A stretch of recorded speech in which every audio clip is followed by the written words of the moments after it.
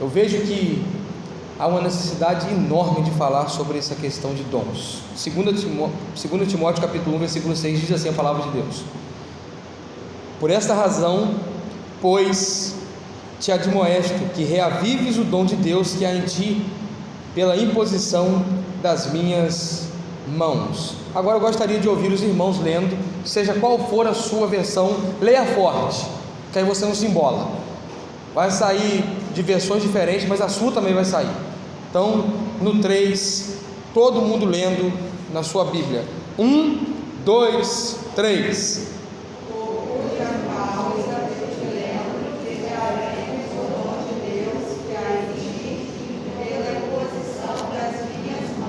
Amém. Senhor, dá-nos da Tua palavra, Deus, por graça e misericórdia. Como sou grato, Deus, de poder chegar aqui na igreja e pregar a palavra para os meus irmãos, refletir na Sua palavra, pensar a respeito de um assunto tão importante para nós. E a minha oração, Deus, é que o Senhor venha despertar-nos para esse tema e ensinar-nos a respeito dele. Em nome de Jesus, Deus, eu te peço, fale conosco, por graça e misericórdia. Amém e amém.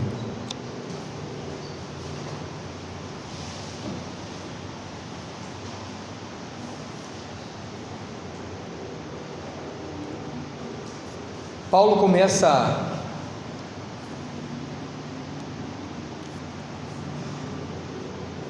a sua trajetória de exortação e encorajamento na carta. Até então nós vimos Timóteo receber de Paulo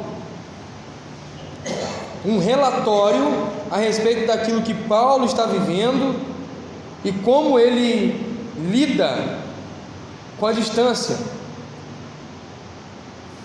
Ele faz questão também de lembrar Timóteo a respeito de algumas coisas da fé.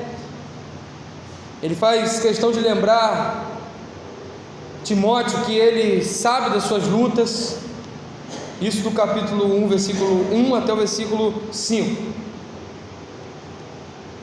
E embora esses versículos também tragam encorajamento, daqui para frente Paulo vai entrar em assuntos que são diretos, pertinentes à prática de vida de Timóteo no momento da sua vida que ele está vivendo.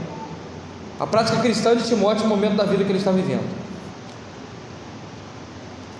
Eu já pontuei com os irmãos algumas vezes a ocasião da carta. Já falei, já frisei e repito mais uma vez: Paulo, prisioneiro, julgado, condenado em primeira instância, sujeito a ir novamente a julgamento, e sabendo ele que no segundo julgamento seria condenado e morto. Timóteo, um jovem pastor à frente de uma igreja, a igreja em Éfeso, trabalhando incansavelmente com as primeiras orientações que recebe de Timóteo na primeira carta, e há uma diferença de aproximadamente 3, 4 anos da primeira carta para a segunda carta, não é uma carta grande que foi dividida em duas. Esse jovem pastor trabalha, e ali nas primeiras orientações Paulo ensina como lidar com as mulheres, como lidar com os homens, como lidar com os jovens, como lidar com as viúvas, como lidar com a igreja prática, como lidar com a sua juventude. E aí Timóteo está praticando tudo isso.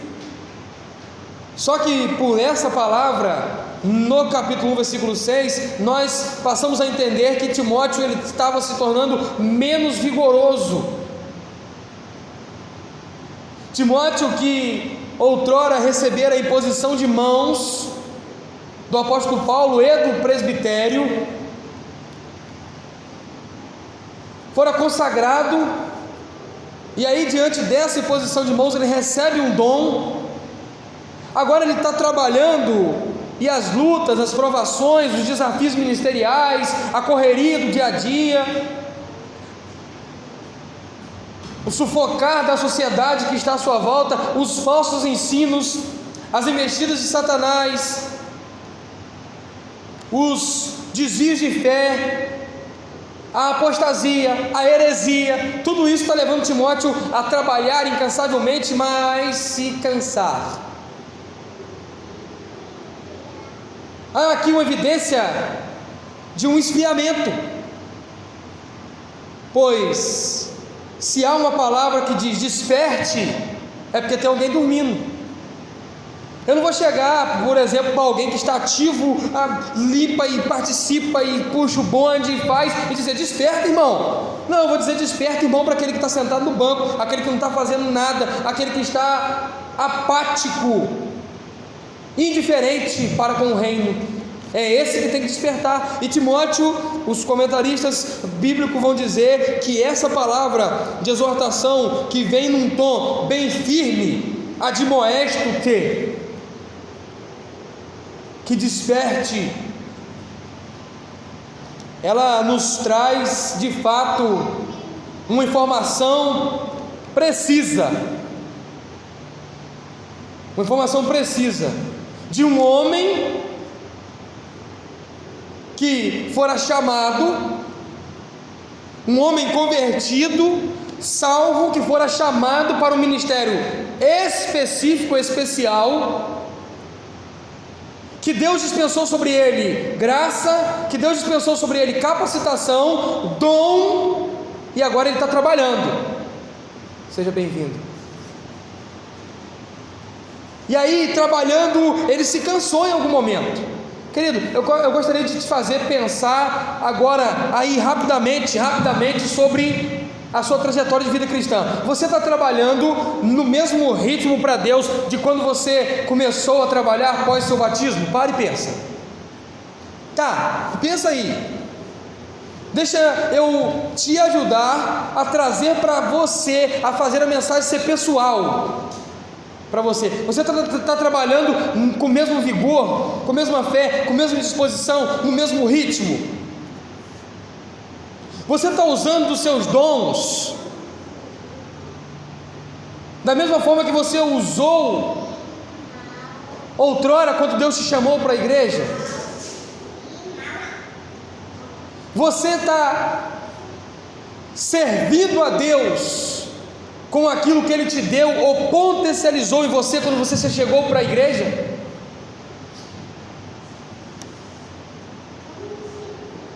Pensa aí.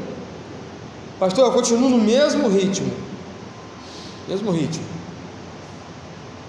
Pastor, eu continuo no mesmo ritmo. Aquele ritmo bem pertinho de zero. Aí eu tenho que dizer para você, primeiro, vamos lá, entra no ritmo, vamos lá. E para você que estava trabalhando no nível lá em cima e diminuiu, eu tenho que dizer para você, desperta, vamos lá, acorda, vamos.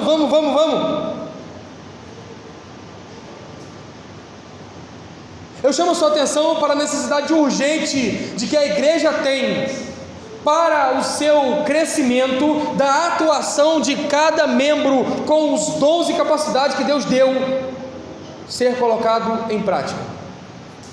Eu analisando todo o quadro, e eu começo a analisar o quadro da igreja para ver a necessidade de pregar em Timóteo, e olho para o quadro apóstata e herético, mas eu olho também para um quadro de igrejas que estão churriadas.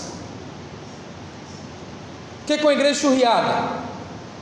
Você planta, pega da melhor parte do milho, faz a melhor planta do milho, planta o milho, o pé de milho cresce, fica bonito, com folhagens lindas, nasce a bonequinha, começa a crescer, fica com a casca do milho verde, bonitinha, mas pequeno, cai o cabelinho, você pega, abre aquele milho e tem um sabugozinho bem torto, com poucos caroços. Isso é churriado. Você olha para igrejas que trabalham 40, 50, 60 anos, e elas estão na mesma batida, não há crescimento. E há aqueles que digam, pastor, graças a Deus, nós somos uma igreja tão zelosa com a palavra,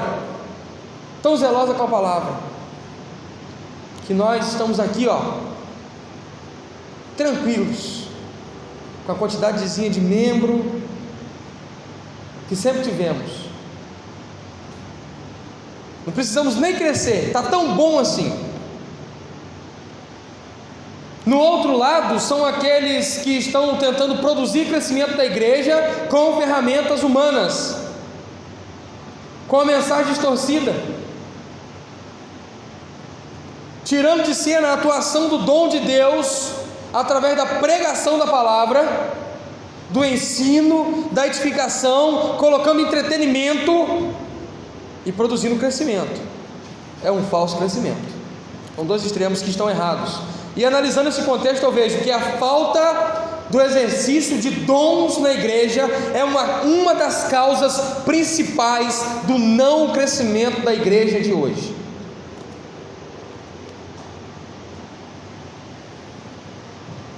Eu não preciso buscar muito longe. Presta atenção quando eu estou sem o Jonatas Ulisses aqui na igreja.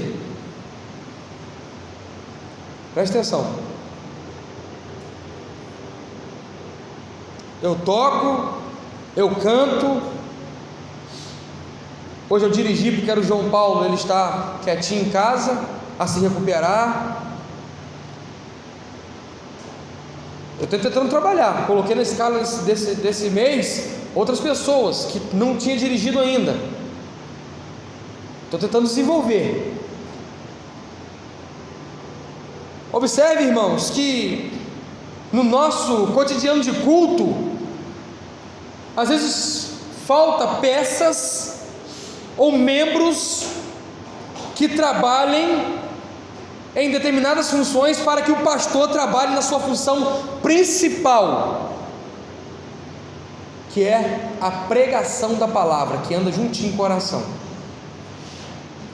Observe que a agenda ministerial do pastor, ela está sufocada de tal forma que ele precisa desenvolver o dom, lá, cá, buscar a Deus, falar: Deus, Senhor, me enche de todos os dons, porque eu preciso usar todos.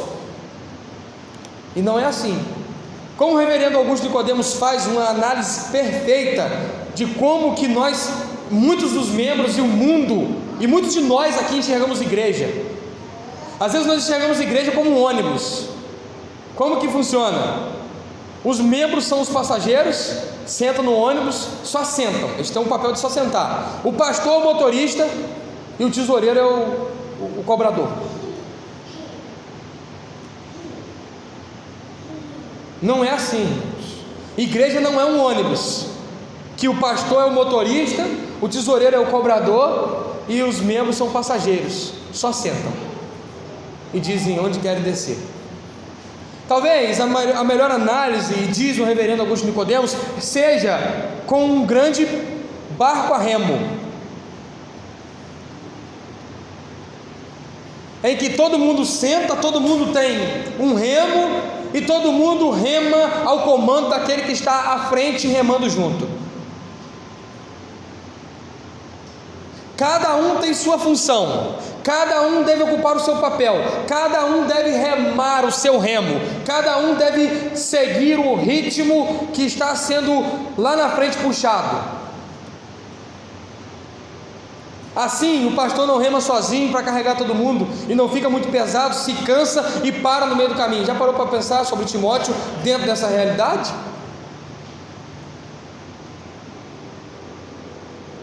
Assim, o pastor não precisa estar ali incansável, só ele remando, virando um peso para ele, ou um irmão está sentado do lado de cá e rema muito, e aí o barco vai para lá. Não sei se alguém aqui já teve a oportunidade de sentar num barco a remo junto com outro e os dois remarem juntos. Remarem juntinhos aqui, ó. Se o braço esquerdo estiver remando mais, vai só para lá, perde o rumo, tomba, vem uma onda, derruba o barco não pode ficar de lateral para a onda que bate e tomba, é problema, para no meio do caminho, naufraga. Igreja que tem membros que só remam de um lado, braços só esquerdos e nenhum direito, ela vai guinar para algum lugar e vai em algum momento naufragar e ter que recomeçar do zero. Preste atenção, irmãos, que Paulo está instruindo a Timóteo a despertar quanto a isso, a praticar o seu dom, a não desanimar, a não fraquejar, a não retroceder, mas ocupar sua função. E aqui está um dom especial. Olhando para a vida de Timóteo, ele recebeu aqui no mínimo 3 dons: pastoreio, ensino e palavra. Via de regra, pastor vai ter que trazer junto com ele esses 2 dons, ensino e palavra.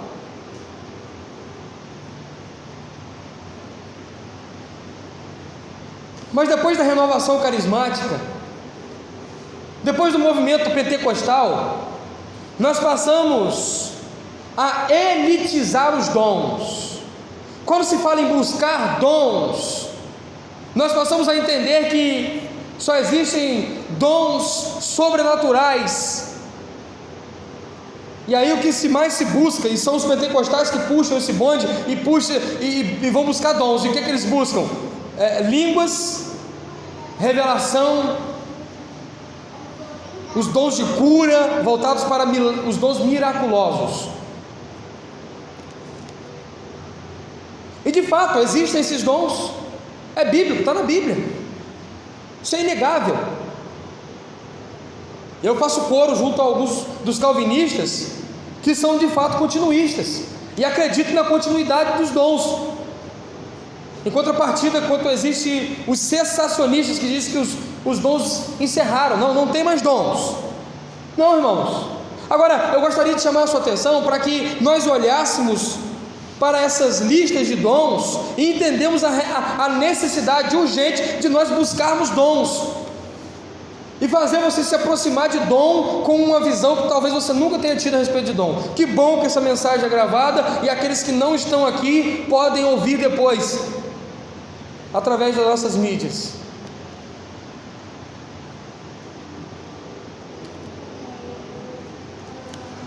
Vamos olhar alguns dons. Quero responder para você o que são dons espirituais e quantos dons existem nesse sermão. Faço uso de um conteúdo bem elaborado pelo Wayne Grudem no livro de Teologia Sistemática, Teologia para Todos. 1 Coríntios capítulo 12, versículo 28. Abra aí sua Bíblia.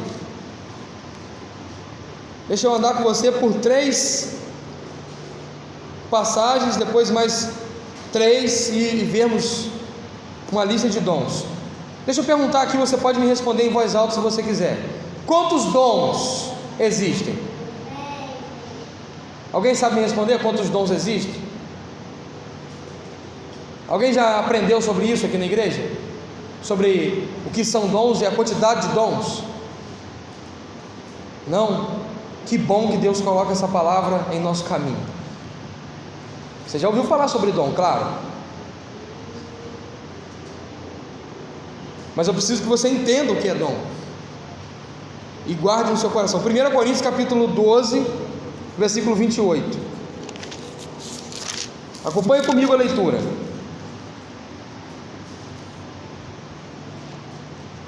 A uns estabeleceu Deus na igreja, primeiramente, apóstolo, em segundo lugar, profecia. Você pode ir contando na sua mãozinha aí, tá? Para não perder a conta. Terceiro lugar, mestres. Depois, operadores de milagres. Depois, dons de curar, socorros, governos, variedade de línguas. Porventura, são todos apóstolos? Ou todos profetas? São todos mestres? Ou operadores de milagres? Têm todos dons de cura? Falam todos em outras línguas? Interpretam-não todos? Entretanto, procurai com zelo os melhores dons. Todas as perguntas que o apóstolo Paulo fez é não, não e não. Até porque Paulo mesmo vai comparar a igreja de Cristo como um corpo de muitos membros: mão, braço, pés, dedos, olhos, ouvidos, boca, nariz. Ou seja, cada um tem sua função e cada um deve receber de Deus. Nós vamos orar por isso hoje. Vamos pedir a Deus a partir de hoje que derrame sobre a igreja do Senhor dons espirituais e capacite a igreja dele. Cada um recebe um para ser mão, o outro para ser pé, o outro para ser olho, e o olho não pode olhar e falar assim: eu não preciso do pé, porque ele vai enxergar para onde tem que ir, mas o pé precisa levar ele até lá. Por isso que você vai receber um dom, você outro, você vai ter outro dom. Alguns vão acumular mais de um, mas um só não vai ter todos, e muitos não tem nenhum. Não existe essa possibilidade. Primeira lista, você contou comigo?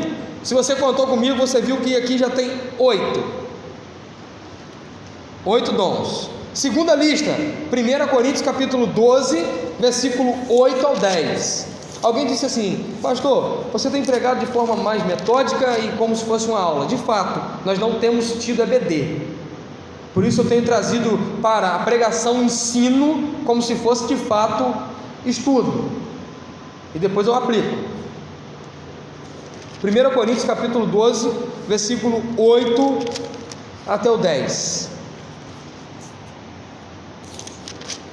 Diz assim a palavra de Deus: porque a um é dado mediante o Espírito a palavra de sabedoria, a outro, segundo o mesmo Espírito, a palavra de conhecimento, a outro no mesmo Espírito a fé, e a outro no mesmo Espírito dons de curar, e a outro operação de milagres, e a outro profecia, e a outro discernimento de espírito, e a um variedade de línguas, e a outro capacidade para interpretá-las.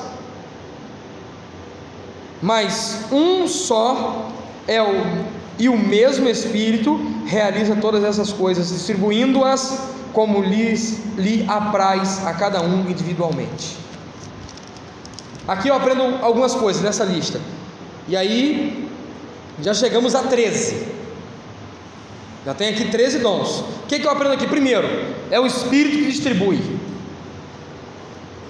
Segundo, há uma diversidade na unidade.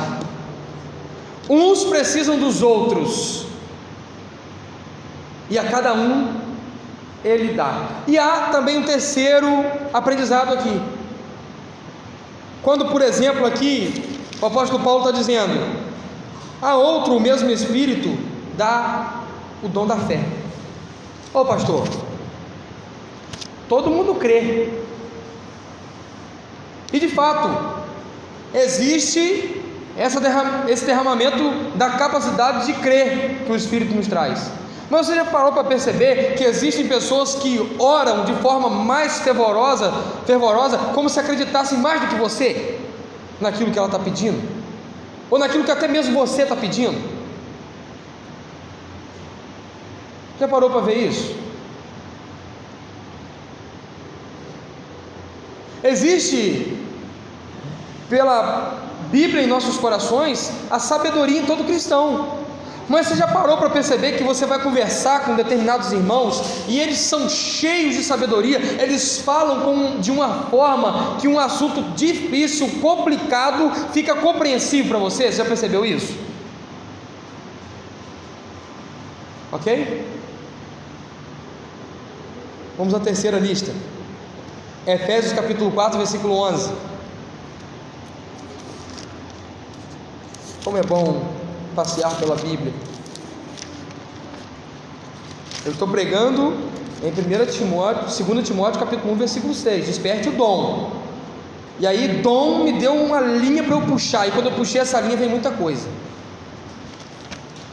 Abriu em Efésios 4, versículo 11. Já estamos em 13. Alguns repetem nas três listas. Outros falam só em um. E aí eu acrescentando sem somar. Diz assim a palavra de Deus, 4:10 de Efésios: aquele que desceu, estou dando 10 e 11, aquele que desceu é também o mesmo que subiu acima de todos os céus, para encher todas as coisas.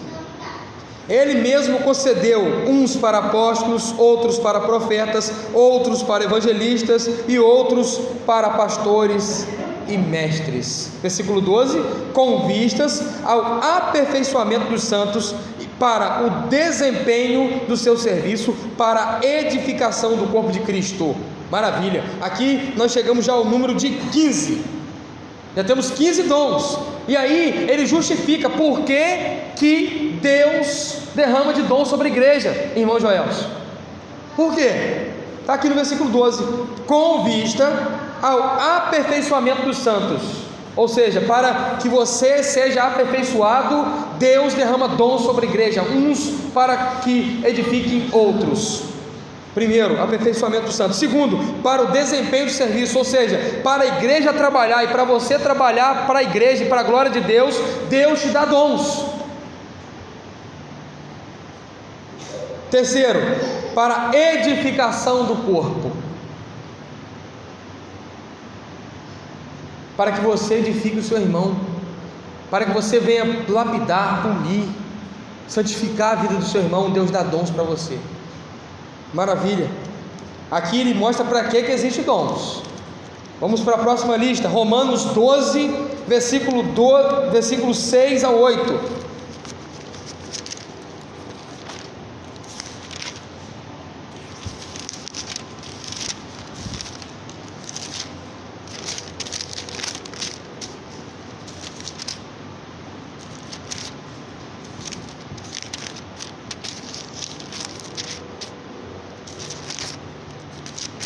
Romanos 12, versículos 6 a 8, diz assim a palavra de Deus: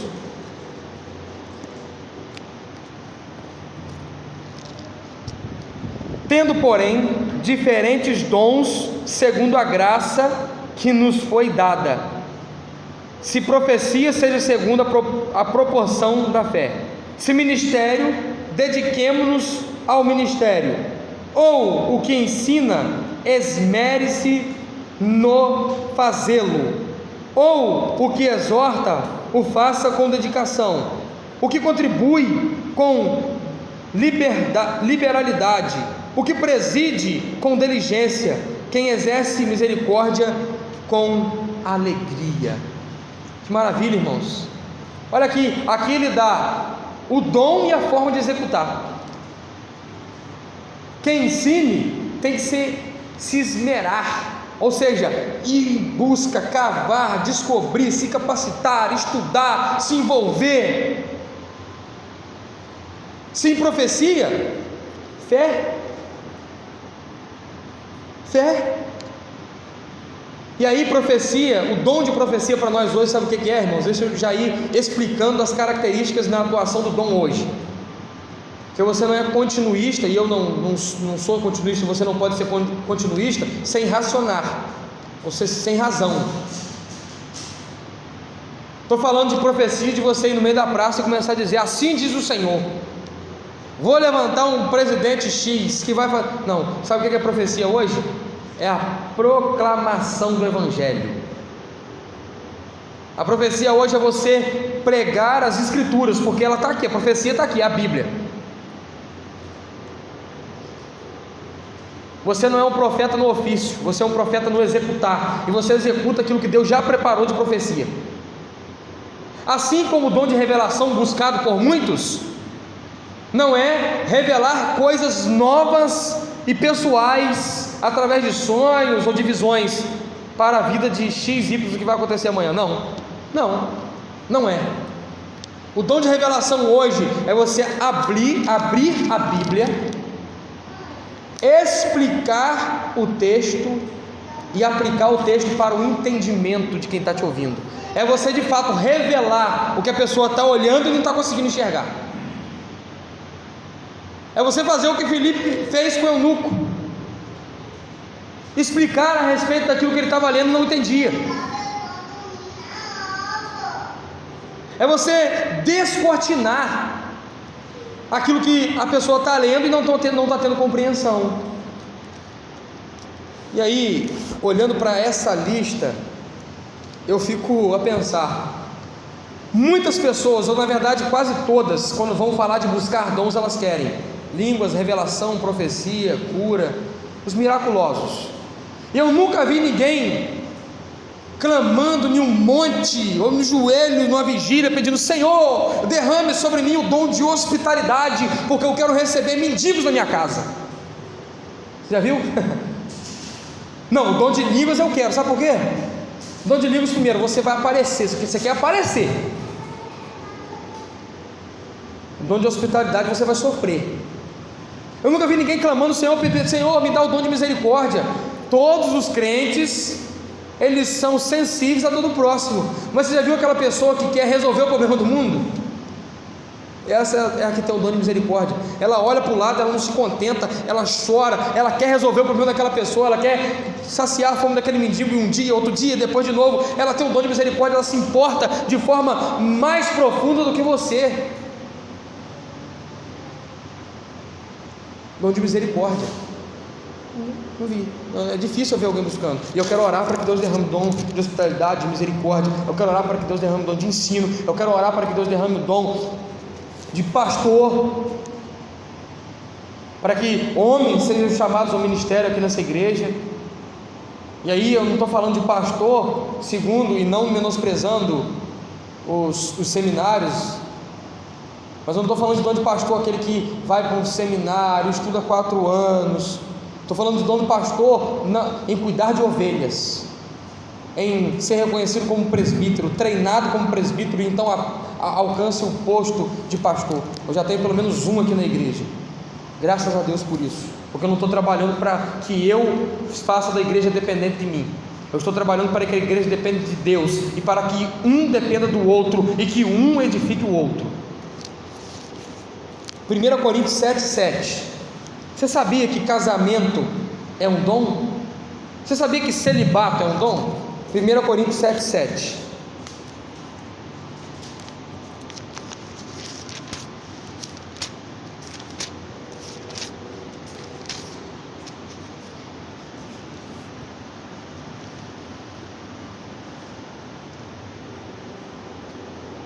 Quero que todos os homens sejam tais como também eu sou. No entanto, cada um tem de Deus o seu próprio dom. Um na verdade de um modo, e o outro de outro.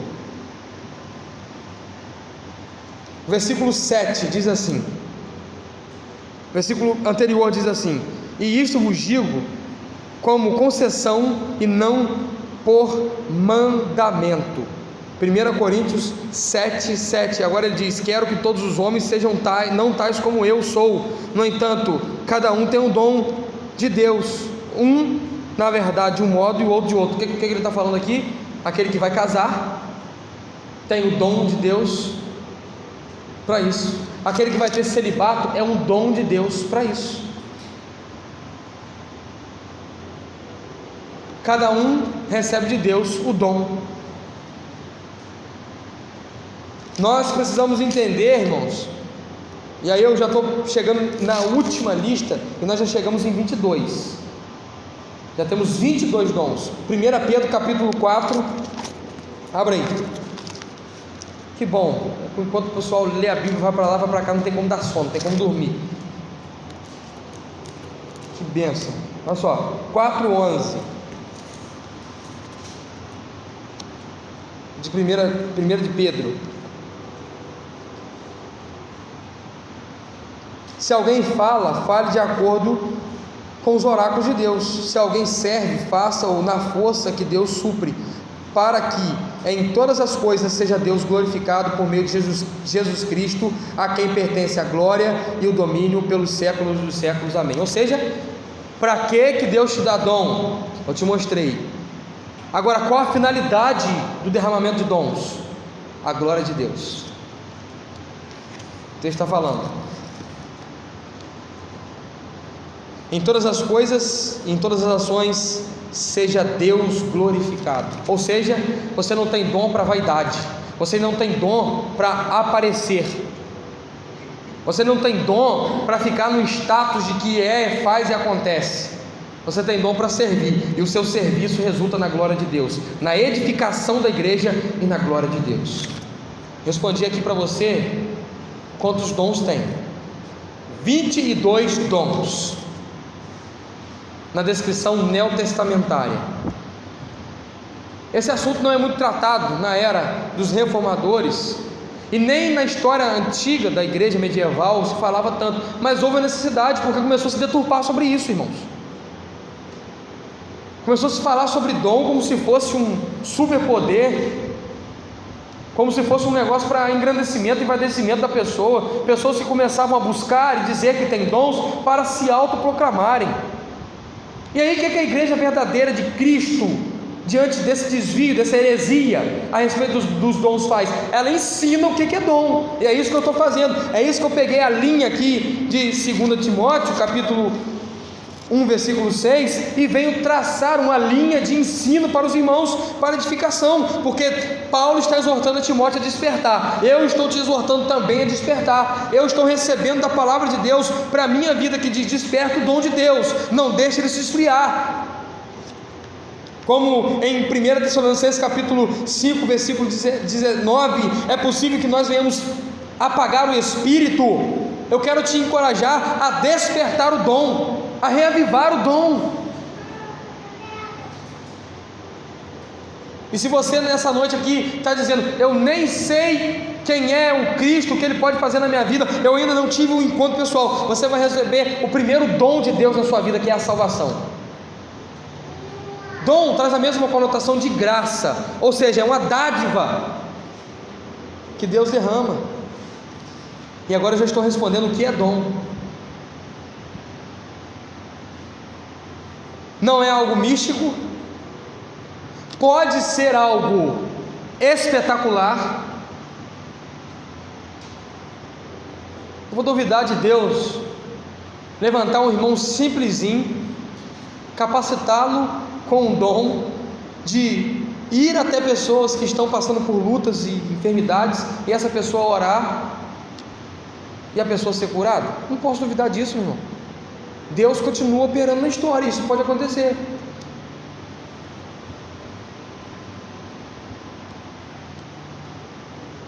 Eu não posso e nem tem como tirar do cristianismo de hoje o dom de misericórdia que está aqui citado, o dom de hospitalidade que está aqui citado. Não tem como. Na verdade, isso é cristianismo. E talvez sejam os dons mais nobres que eu destaco: hospitalidade e misericórdia. Agora, eu gostaria de também desenvolver no campo em que nós olhamos e agora apanhamos essa verdade, e responder essa pergunta. Então, o que são dons? Já que não é só isso, pastor. Todos esses dons Deus pode derramar. E aí vou responder. Podemos definir Wayne Grudem, respondendo o que é dom. Podemos definir dons espirituais como qualquer capacidade concedida pelo Espírito Santo e usada para o ministério da igreja. Qualquer capacidade. Pastor, eu varro bem. Varre? Beleza. É um dom de Deus. Está fazendo para a glória de Deus? Está fazendo para serviço da igreja? É um dom de Deus. O problema é que nós queremos... Não, isso não é dom, isso é talento. Isso não, isso é uma iniciativa da pessoa. Não, irmão. Tudo, exatamente tudo que é feito na igreja para o serviço a Deus, a igreja, a edificação dos irmãos e para glorificar a Deus, é dom, é dádiva, é Deus que está concedendo a você. Isso pode acontecer de duas formas. Você pode estar, e aí é graça comum, né? Vivendo no mundo, e você tem algo especial, um talento. Você é um excelente administrador. Onde te coloca, você administra bem e o negócio dá certo. Você pega um produto que é fraco, ninguém usa, você começa a mudar a embalagem, a fórmula, trabalha naquele produto, começa a divulgar, e aí vai administrando a forma que vende, onde vende, aquilo começa dando certo, você tem algo natural. Aí você chega para a igreja, você vem para a igreja, se converte, E Deus, Ele pode potencializar essa dádiva que você tinha, e agora isso vai ser usado para a glória dEle. E aí você vai começar a administrar. Você começa a organizar horários, eventos, organizar as pessoas, organizar a parte de documental da igreja. Dom. Quer ver mais um ensino sobre isso? Algo que é natural. Pessoa que é professor, ele serve, ele dá aula no colégio, no ensino fundamental, médio, e aí ele prepara suas aulas, dá aula, ele gosta daquilo que ele está fazendo, e então ele se converteu. Ele chega aqui, Deus potencializa isso. E aí o que eu vou fazer com essa pessoa? Eu vou pegar um professor e vou colocar ele para tocar violão, para cantar. O que eu tenho que fazer? Eu tenho que treinar esse professor. Deus derrama de capacitação e eu coloco esse professor para dar aula na EBD, é claro.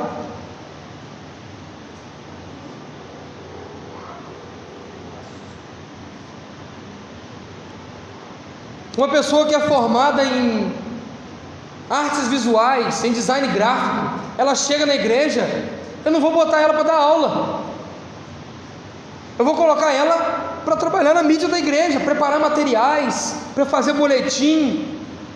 Deus usa ela ali, e isso é um dom, porque ele está a serviço de Deus. Nós precisamos entender que Deus, ele pode derramar de forma expressiva no momento da conversão um dom, uma capacitação direta e especial sobre a vida da pessoa. Mas eu quero que você entenda que aquilo que você usava para o mundo, para você, quando você chega na igreja, se converte e você passa a usar isso para a glória de Deus, para a edificação do corpo, para o serviço do reino, Deus transformou isso e está usando isso, é um dom.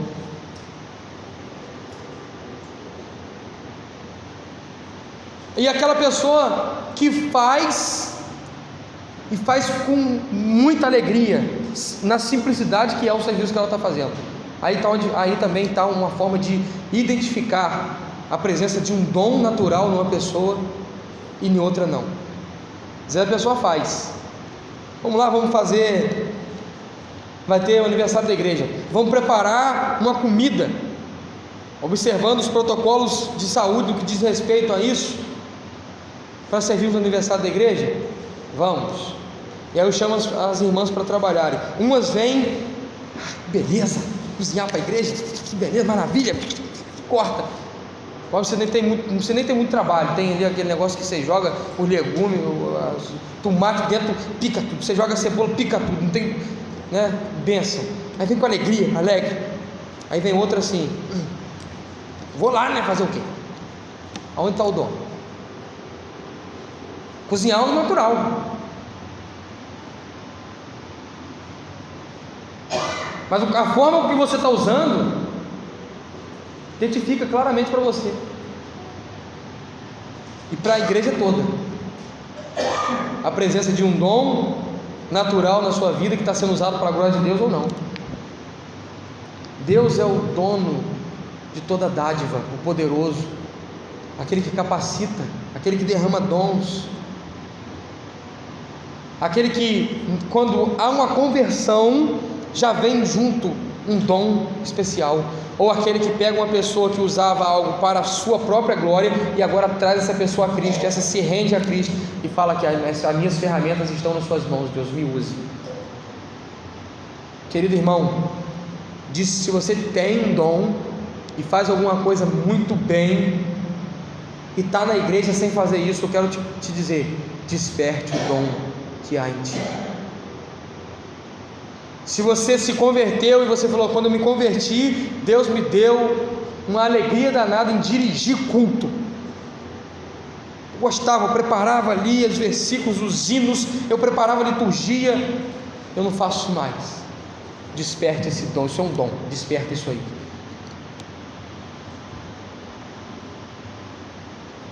Isso pode acontecer pela imposição das mãos. ou pode acontecer lá no seu quarto, quando você está buscando a Deus. Agora, não tem como ter dom para ficar guardado. Lembra da parábola dos talentos? 2, 5 e 10. Guarda para você ver, você vai ser punido. Você tem que usar, porque no uso se multiplica. Meu querido irmão, eu te admoesto para que desperte o dom de Deus que há em ti, pela habitação do Espírito no seu coração, quer seja pela imposição de mãos do pastor um dia. E aí eu quero chamar a atenção aqui dos diáconos. Nós vamos ter reciclagem e preparação para corpo diaconal aqui na igreja. A igreja com um pouquinho mesmo precisa disso? Meu irmão, igreja é igreja, constituída por Deus, segundo aquilo que é descrito na palavra do que é a estrutura igreja. Nós vamos ter reciclagem e preparação de novos diáconos. E aí, diácono, nós sabemos muito bem dessa função, de uma das funções, preparar aqui a mesa da ceia. Mas diácono, ele não serve só para dentro, ele não prepara a mesa só para os de dentro, ele também prepara para os de fora. Como? Ele é evangelista, ele tem um dom de servir. Naturalmente e essencialmente, todo diácono vai ter que ter o dom de servir. Nem sempre o diácono vai ter o dom da palavra, mas sempre ele vai ter que ter o dom do serviço. E quando ele escolhe servir, ele não serve só os de dentro. Para toda igreja, a minha palavra é: busque os dons. É bíblico, está aqui na Bíblia. Buscai com zelo os melhores dons. Eu quero te dizer, os melhores dons são aqueles que são mais úteis possíveis para a edificação de todo o corpo.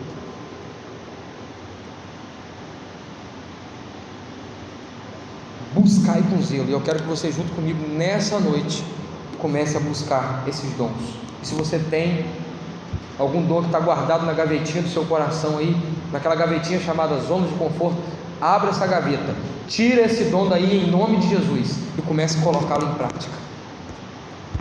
Feche seus olhos e vamos orar nessa noite pedindo isso ao Senhor. Deus bendito, Sua palavra é clara a respeito disso, e ela nos indica a existência de 22 dons. Nós queremos agora, Deus, como igreja, buscar com zelo os melhores dons. E isso indica, Deus, para que nós olhemos para a nossa realidade, o nosso contexto de igreja, e avaliemos qual é o melhor dom para ser buscado para o momento. E eu te peço, Senhor, para que diante da atuação do Teu Espírito seja despejado sobre a Sua igreja toda a sorte de dons, ó Deus, para a edificação do corpo, para o serviço do reino e para a glorificação do Seu nome.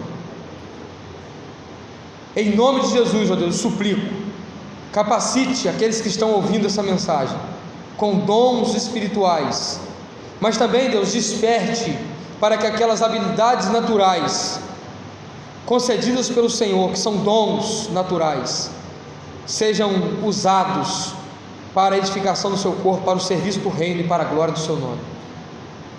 Deus, nos encoraje com a Sua palavra e que nós venhamos servir com os nossos dons, colocá-los todos à Sua disposição, e assim, pela atuação do Teu Espírito, haja edificação mútua, encorajamento mútuo, despertamento total da Sua igreja. Em nome de Jesus, ó Deus, derrame sobre nós e potencialize em nós aquilo que o Senhor mesmo já colocou em nossos corações e nossas vidas para o Seu serviço, ó Deus. Eu te peço que o Senhor venha tirar a incredulidade dos corações, que o Senhor venha tirar o desânimo dos corações, que o Senhor venha tirar, ó Deus, a falta de vontade dos corações e venha avivar a Sua obra, trazendo dons para a Sua igreja, com a finalidade de que a Sua igreja venha ter crescimento em fé, em verdade, mas também em quantidade, alcançando aqueles que estão lá fora. Por isso eu te peço, Deus, e buscamos aqui o dom de evangelismo, Deus. Buscamos aqui, Deus, o dom de ensino. Buscamos aqui, Deus, o dom de misericórdia. Buscamos aqui, Deus, o dom de hospitalidade. Buscamos aqui, Deus, o dom de sabedoria. Em nome de Jesus, nos conceda isso, Senhor. Em nome de Jesus. Nós te agradecemos por sua palavra e porque ela é fiel a nós. O Senhor é fiel a nós. Nós somos gratos, nos quebrantamos diante dela. Em nome de Jesus. Amém e amém.